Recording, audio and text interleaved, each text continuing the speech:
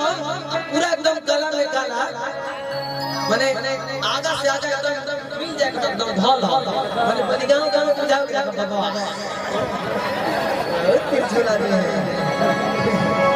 पकड़ा है बाबा का रहे हो प्यार झूठा दुनिया को दिखाने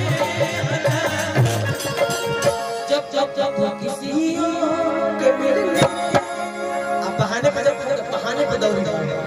ये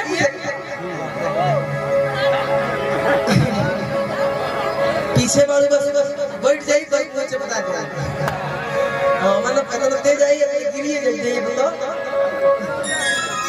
जाए जाओ कोरोना में जिंदगी बन जाएगी हां प्यार झूठा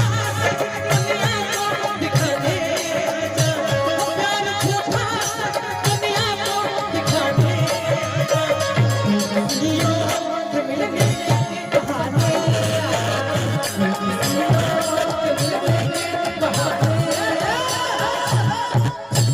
हमारा बाजा नहीं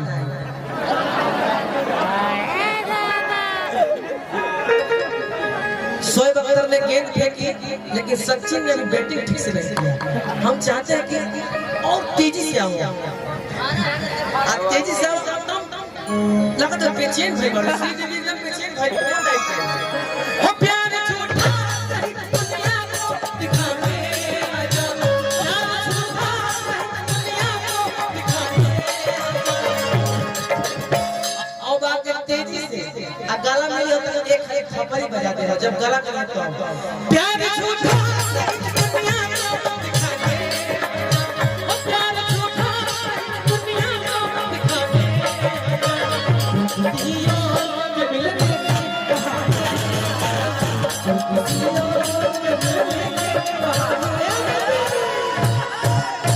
अब यो मजा बॉल बल्ला के बीच में लागल हल्ला कृपया दूरी बना के रखिए बीच में लंगा तार है उस टाइम कहिए कि लंगा तार एकदम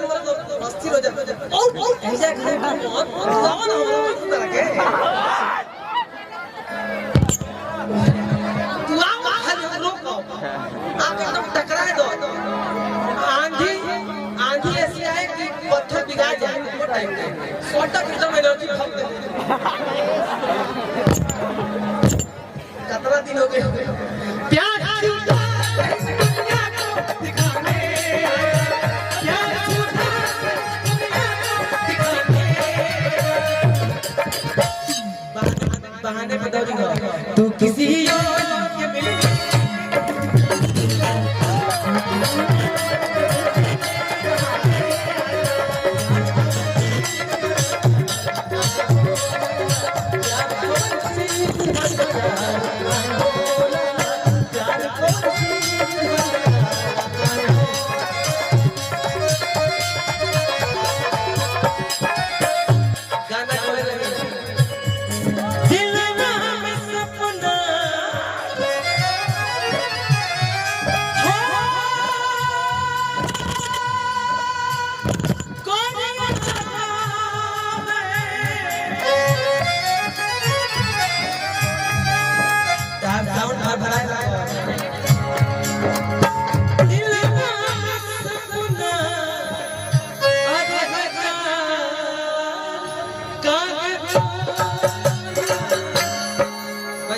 अरे प्यार को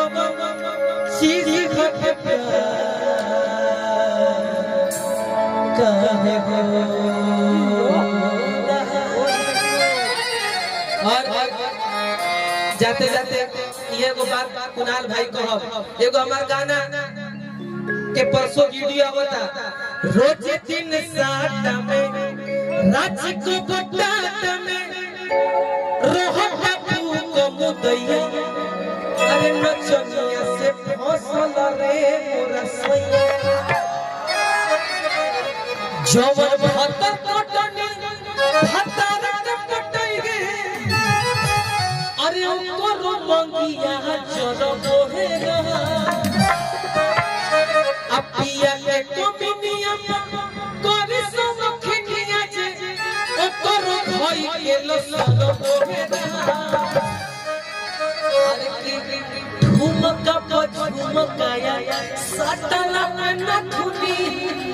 हर बेला काल के चुमैया ए